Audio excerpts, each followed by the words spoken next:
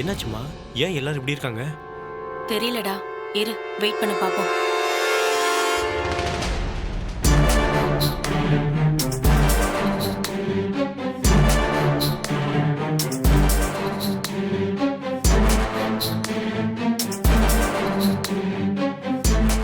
ஏன் எல்லாரும் இப்படி நின்றுட்டு இருக்கீங்க?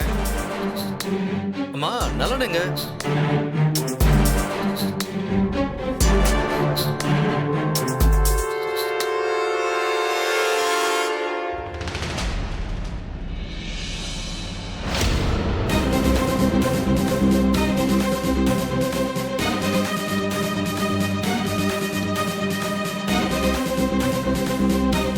டேய் நில்லுடா. எங்கடா போயிட்டு வர? அம்மா பிசினஸ் விஷயமா வெளியே போயிட்டு வரேன். என்ன இப்போ? என்ன பிசினஸ்டா?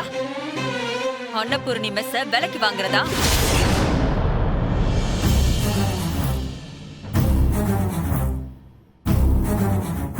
என்னடா பதில் பேசாம நிக்கிற? கேக்குறல சொல்லு. தமேந்தி மெஸ்ஸ நீதான் பூட்டி வச்சிருக்கியா?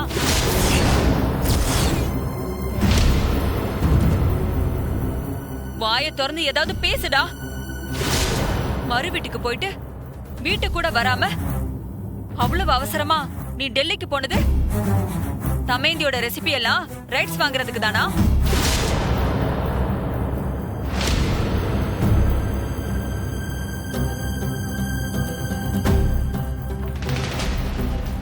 இப்ப நீ சொல்ல போறியா இல்லையாடா? தமேந்தியோட ரெசிபிக்காக தான் நீ அவ கூட பழகுனியா? அதுக்காக தான் நீ வேலைக்கு போற மாதிரி நடிச்சியா? நீ தான் அன்னபூர்ணி மெஸ்ஸ விலைக்கு வாங்கி பூட்டு போட்டியா? ஆமாமா ஆமா.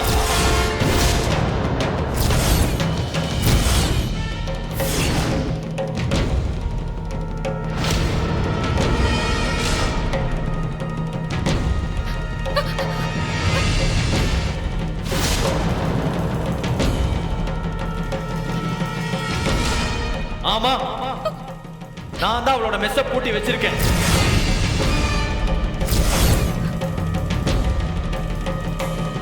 அவளோட ரெசிபி எல்லாம் பேட்டன் ரைட்ஸ் வாங்குறதுக்காக தான் டெல்லிக்கு போனேன். இப்ப என்னமா அதுக்கு?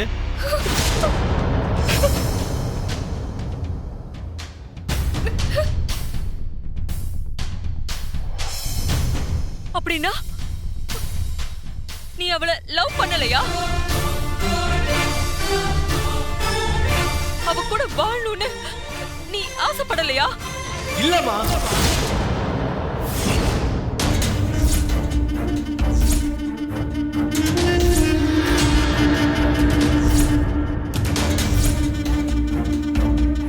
என்னைக்காவது நான் உங்ககிட்ட வந்து தமயந்தை லவ் பண்றேன்னு சொல்லியிருக்கேனாமா?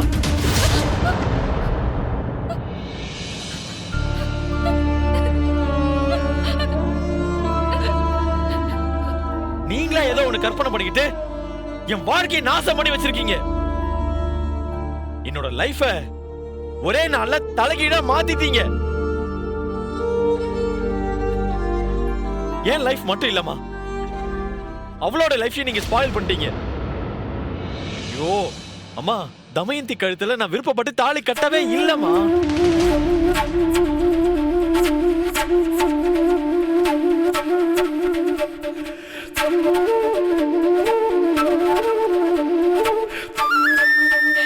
டேய் பாவி, என்னடா சொல்ற?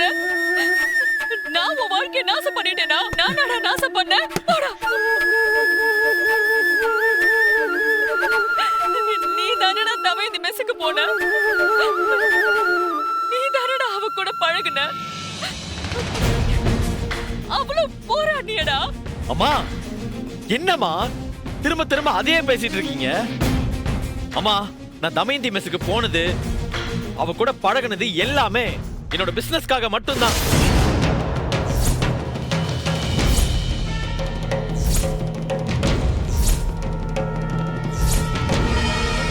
அவ கல்யாணத்தை நிறுத்தணும்னு நினைச்சது அந்த கிருஷ்ண கல்யாணம் பண்ணிக்கிட்டு அவ லைஃப் ஸ்பாயில் ஆயிடக்கூடாதுங்கிறதுக்காகவும் தான். இது ரெண்டுமே வேற வேறமா. ப்ளீஸ்மா ப்ளீஸ், தயவு செஞ்சு புரிஞ்சுக்கோங்க.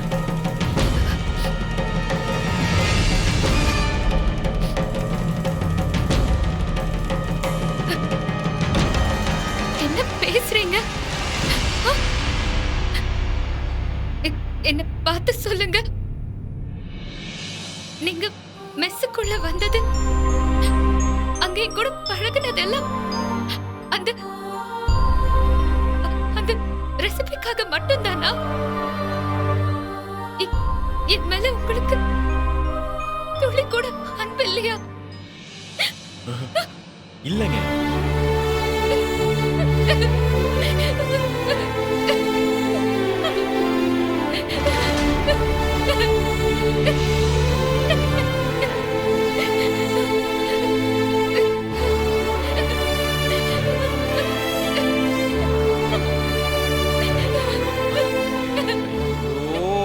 கடவுளே, உங்களுக்கெல்லாம் நான் எப்படி சொல்லி புரிய வைக்கிறதுனே எனக்கு புரியல.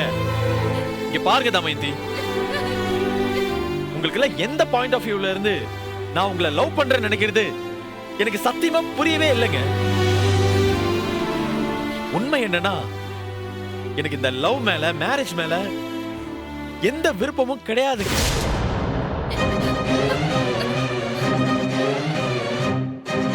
இந்த மாதிரி கமிட்மெண்டான ரிலேஷன்ஷிப் குள்ள நான் போனதே கிடையாது தமயந்தி. ப்ளீஸ் புரிஞ்சுக்கோங்க. நீங்களா தப்பா புரிஞ்சுக்கிட்டு இவ்வளவு கொஸ்டின் பண்றது கொஞ்சம் கூட நியாயமே இல்லைங்க. சபாஸ் சபாஸ். அப்பவே நான் நினைச்சேன் இவனாவது லவ் பண்றதாவது. இப்ப அது 100% கன்ஃபார்ம் ஆயிருச்சு.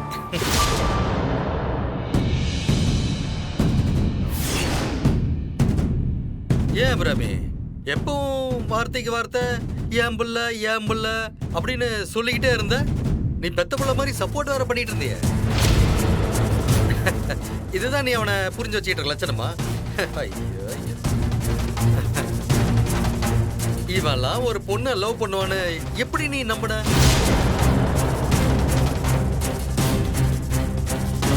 ஏய், அவன் என்னுடைய பிள்ளை, என்னுடைய ரத்தம். என்னதான் நீ பார்த்து பார்த்து வளர்த்தாலும் பிசினஸ் தான் பெருசு நினைக்கிறான் பாரு, அவன் தான் என் பிள்ளை.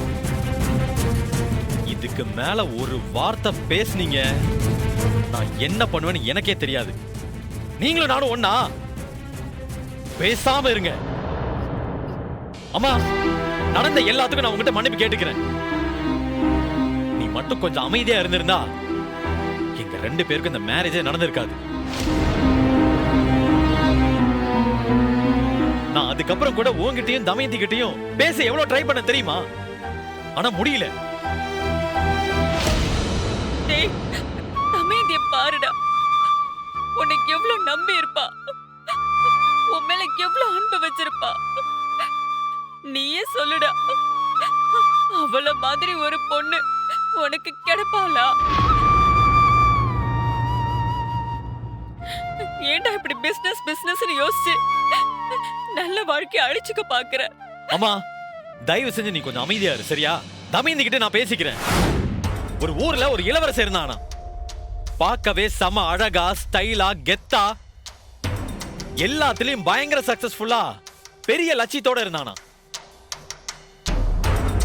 அதே ஊர்ல ஒரு சராசரியான, ரொம்ப போரிங்கான, எல்லாத்தையுமே கண்மூடித்தனமா நம்புற, எல்லார்கிட்டயும் அன்பா இருக்குன்ற பேர்ல முட்டாள்தனமா இருக்கிற, சம்பாதிக்கவே தெரியாத, சேவை செய்யறன்னு சொல்லிட்டு ஒரு பொண்ணு இருந்தாலாம். அந்த பொண்ணுகிட்ட யாருகிட்ட இல்லாத ஒரு பெரிய திறமை இருந்துச்சு. அவ சூப்பரா சமைப்பா. சமையல்ல அவளை யாராலுமே தோக்கடிக்கவே முடியல. காரணம், அந்த பொண்ணுகிட்ட பெரிய புதையல் பெட்டியே இருந்துச்சாம். அது அவங்க அம்மா கொடுத்த பெரிய புதையல் பொட்டி. அந்த இளவரசன் கிட்ட கோடி கோடியா பணம் இருந்துச்சு. அந்த இளவரசன் அந்த பொண்ணுகிட்ட இறங்கி வந்து அந்த பொட்டியை கொடுத்துட்டு உனக்கு பணத்தை கொடுக்கறேன்னு சொன்னானா. அந்த பெட்டியோட வேல்யூவே தெரியாத அந்த பொண்ணு அவன் கொடுத்த அந்த டீலையே தூக்கி எறிஞ்சிட்டா. இளவரசனை ரொம்ப அவமானப்படுத்திட்டான். அந்த பொண்ணை விட அந்த புதையல் பொட்டி தான் அந்த இளவரசனுக்கு ரொம்ப பிடிக்கும். அந்த பொட்டி இருந்தாதான் நீ அடுத்த ராஜாவா ஆக முடியும்னு எல்லாருமே சொன்னாங்க. அப்ப அந்த இளவரசன் என்ன பண்ணுவான்? அந்த புதையல் பெட்டியை தூக்குனாதான் ராஜாவாக முடியுங்க போது அவனால என்ன பண்ண முடியும்? அதான் அந்த புதையல் பெட்டியை தூக்க அந்த பொண்ணோட இடத்துக்கே வந்தான். அந்த பொண்ணு அந்த இளவரசன் மேல காதல் வயப்பட்டானா. அந்த இளவரசனோட நோக்கம் என்னன்னே தெரிஞ்சுக்காத அந்த பொண்ணு அதுவாவே அந்த புதையல் பெட்டியை தூக்கிட்டு வந்து கையில கொடுத்துருச்சான். இப்ப சொல்லு, அந்த இளவரசன் மேல தப்பு இருக்கா இல்ல அந்த பொண்ணு மேல தப்பு இருக்கா? புரியுதா? அந்த இளவரசன் நான், அந்த பொண்ணு நீ. நான் ஒரு பிசினஸ்மேன். எனக்கு எதையுமே ஓசியில வாங்க சுத்தமா பிடிக்காது. நீங்க தப்பா நினைச்சுக்கிட்டு என் மேல வெறுப்பா இருக்கிறது எனக்கு சுத்தமா பிடிக்கல.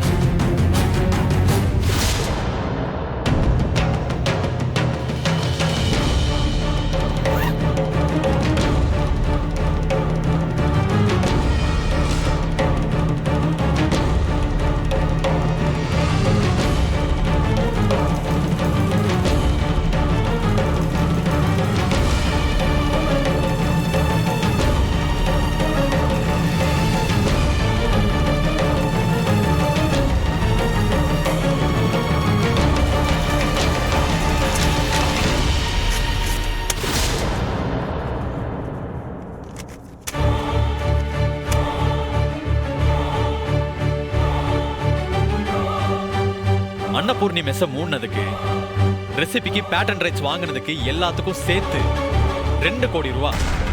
பத்தலைன்னா கேளுங்க, இன்னும் கூட கொடுக்கறதுக்கு நான் ரெடியா இருக்கேன். I just wanted to be a good businessman. இத வச்சுக்கங்க. இன்னும் வேணும்னாலும் நான் தரேன். டேய், என்னடா பண்ணிட்டு இருக்க? அம்மா, ஏண்டா? டேய், உனக்கு எவ்வளவு நெஞ்சல இருந்தா கட்ட பொண்டாட்டிக்கிட்டே வேலை பேசுறியா? சத்தியமா நீ இப்படி எல்லாம் பண்ணுவேன்னு நான் கொஞ்சம் கூட நினைச்சு பார்க்கலடா. உனக்குள்ள இப்படி ஒரு முகத்தை வச்சுக்கிட்டு இவ்வளவு நாளா என்கிட்ட அன்பா இருக்கிற மாதிரி நடிச்சியா? அம்மா, நீங்க இதுல தலையிடாதீங்க. இது பியூர் பிசினஸ் டீல். இது வரைக்கும் என்னோட எல்லா பிசினஸ் டீல்லையும் நீங்க டிஸ்டர்ப் பண்ணதே இல்ல. அதே மாதிரிதான் இதுவும். டேய் நலன், என்ன பேசுற? இது பிசினஸா? நீ சின்ன பையனா இருந்தா அடிச்சு திருத்தலாம். ஆனா இவ்ளோ பெரிய பையனா வளர்ந்துட்டு இவ்ளோ பெரிய தப்பு பண்ணிட்டு வந்து நிக்கிறியே. உன்னோட பிசினஸ் சக்சஸ் உன் மண்டைக்குள்ள ஏறிடுச்சு. அதான் என்ன பண்றதுன்னு தெரியாம என்னென்னமோ பேசிட்டு இருக்க.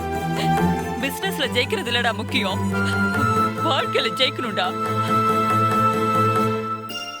ஒரு பொண்ணோட கண்ணீருக்கு காரணமான எவனுமே நல்லா இருக்க முடியாது. நீ பண்ணுனது மிகப்பெரிய பாவம். இந்த பாவத்துக்கு தண்டனை உனக்கு சீக்கிரமா வந்து சேரும்டா. தயவு செஞ்சு புரிஞ்சுக்கோ. அம்மா, ப்ளீஸ்.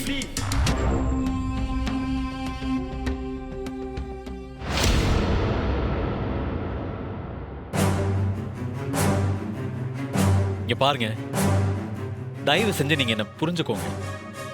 சும்மா இவங்கள மாதிரி எமோஷனலா திங்க் பண்ணி உங்களை நீங்களே கஷ்டப்படுத்திக்காம இந்த செக்கை வாங்கிட்டு உங்க லைஃபை செட்டில் பண்ற வழியை பாருங்க ப்ளீஸ். இந்தாங்க.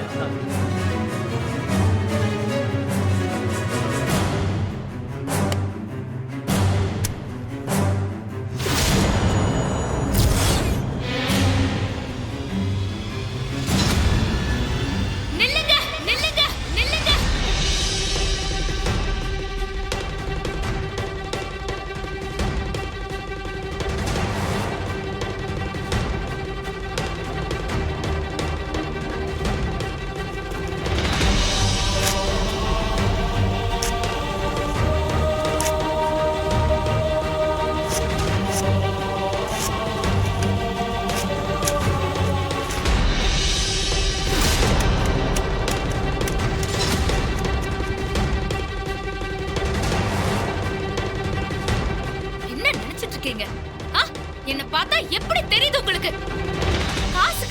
கஷ்டப்படுறவனா? என்கிட்ட வந்து செக்க நீட்டுறீங்க? என்ன பொறுத்த வரைக்கும் சமையல் தொழிலுங்கிறது காசு சம்பாதிக்கிறதுக்காக மட்டும் இல்ல. அது ஒரு புனிதமான தொழில். இன்னொரு மனுஷனோட பசிய போக்குறத விட வேற எந்த புனிதமும் இல்லைன்னு நம்புறவனா? ஆனா நீங்க என்னோட ரெசிபியவே திருடி ரெஸ்டாரண்ட் ஆரம்பிச்சு கோடி கோடியா பணம் சம்பாதிக்கிறதுக்கு பிளான் போட்டிருக்கீங்க. இதெல்லாம் எவ்வளவு பெரிய நம்பிக்கை துரோகம் தெரியுமா? ஏங்க சும்மா வாய்க்கு வந்ததெல்லாம் பேசாதீங்க. Mind your words. திருட்டு, நம்பிக்கை துரோகம் இதெல்லாம் ரொம்ப டூ மச்சான வேர்ட்ஸ். ஞாபகம் வச்சுக்கோங்க. ஓ, உண்மையை சொன்னா கோவம் வருதா உங்களுக்கு? ஒரு தடவை இல்ல 1000 தடவை நான் சொல்லுவேன். நீங்க எனக்கு பண்ணது நம்பிக்கை துரோகம், நம்பிக்கை துரோகம், நம்பிக்கை துரோகம் தான்.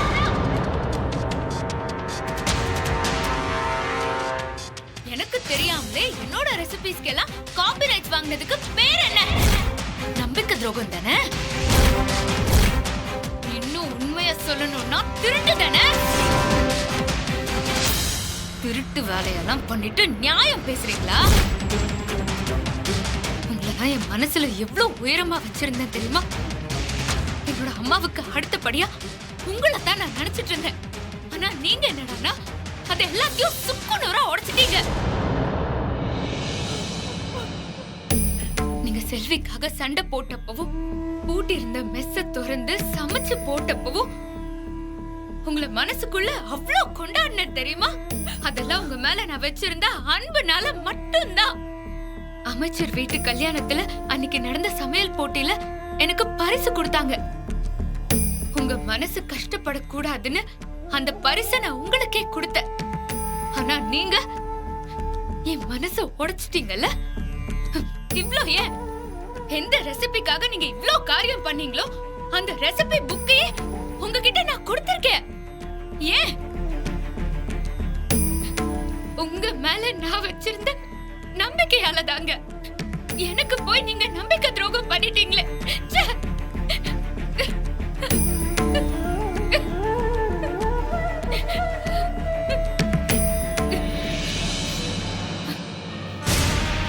அம்மா என்ன சொன்னீங்க?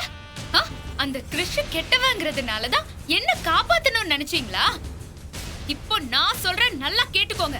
அந்த கிருஷ விட நீங்க தான் ரொம்ப ரொம்ப மோசமான ஆளு. பணத்துக்காக என்ன வேணாலும் பண்ணலாம், பணத்தை வச்சு எதை வேணாலும் வாங்கலாம்னு நினைக்கிற ரொம்ப ரொம்ப கெட்ட ஆளு.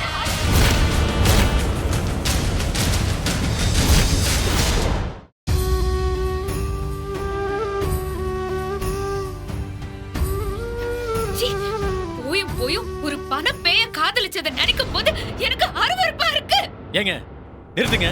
இப்ப எதுக்காக அழுதுட்டு இருக்கீங்க? கொஞ்சம் பிராக்டிகலா திங்க் பண்ணி பாருங்க.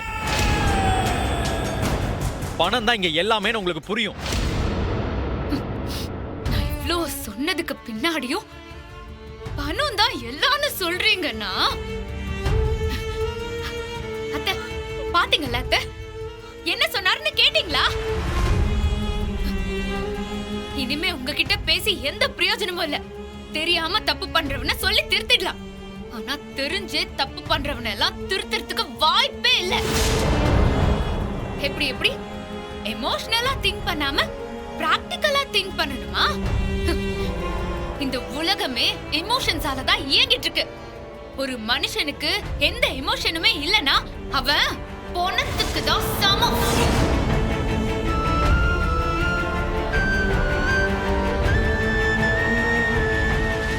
பணத்தால வாங்க முடியாத எத்தனையோ விஷயங்கள் இந்த உலகத்துல இருக்குங்க. அது எல்லாத்தையும் எத்தனை செக்கு கொடுத்தாலும் உங்களாலலாம் வாங்கவே முடியாது. கூடிய சீக்கிரமே நீங்க அதை புரிஞ்சுப்பீங்க. நான் உங்களுக்கு புரிய வைப்பேன்.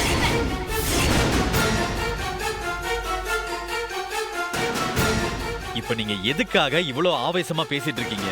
எனக்கு சீரியஸாவே புரியவே இல்ல. அதான் பணம் கொடுக்கறேன்னு சொன்னேன்ல, அப்புறம் என்ன வேணும் உங்களுக்கு? போதும். எனக்கு உங்க பணமும் வேண்டாம், உங்க உறவும் வேண்டாம். உங்க முகத்தை பார்த்தாலே எனக்கு எரிச்சலா இருக்கு. இனிமே ஒரு நிமிஷம் கூட நான் இந்த வீட்டுல இருக்க மாட்டேன். இந்த பண திமிரையும் பணத்தை ஆசையையும் அடிச்சு தூள் தூளாக்கி பணம்லாம் ஒரு விஷயமான உங்க வாயாலே நான் சொல்ல வைக்கல. என் பேரு தமையந்தி இல்ல.